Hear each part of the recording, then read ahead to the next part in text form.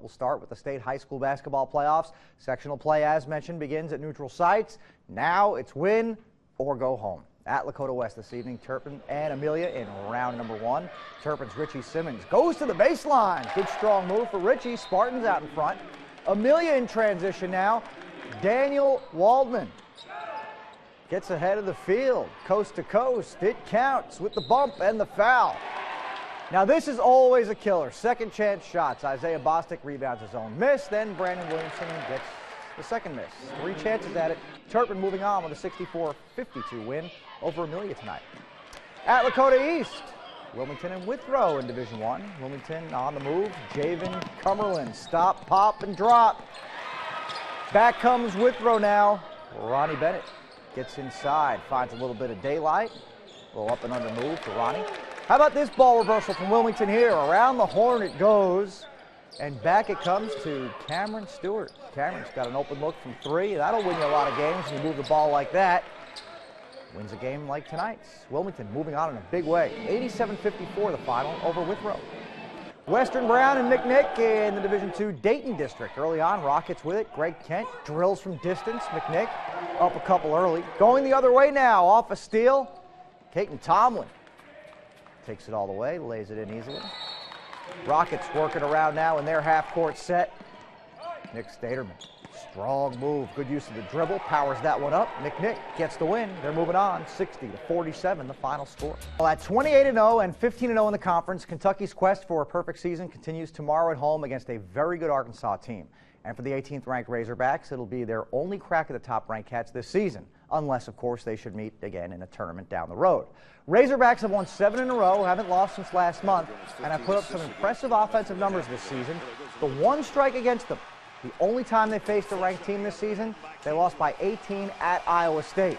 But this will actually be a treat for Cats fans who have gone about 2 months without seeing a ranked visitor come to Lexington. I think there'll be more energy in the building, but we prepare for every game the same way. You know, the guys might have a little bit more for this game since they lost to them last year, but you know, we're going to go out there and compete as a team and play with one another and just try to win. All right, the Bearcats, meantime, are 2-0 in a 3-game stretch of games they need to win to keep themselves on a seed line for the NCAA tournament. But tomorrow's 3rd and final game could be that bump in the road.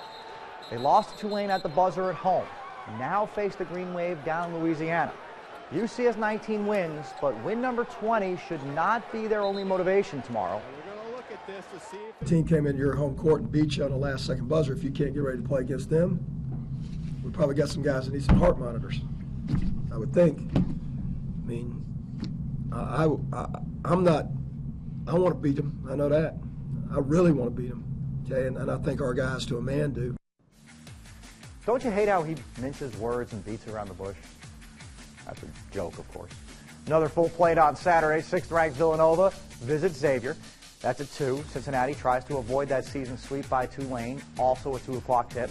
Miami Bowling Green in a MAC matchup, and 18th-ranked Arkansas, as we talked about, will take that stab at the undefeated Cats in Lexington. NKU gets South Carolina upstate.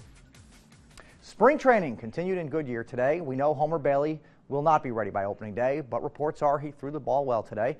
Pitcher Jason Marquis also knows he'll be getting the opening Cactus League start, and that's just 4 days away now.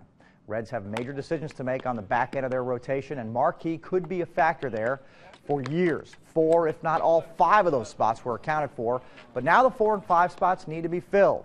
And don't expect conventional wisdom here. If a spring star, an unknown, emerges, the Reds could bring him north for opening day and hand him a spot in the rotation.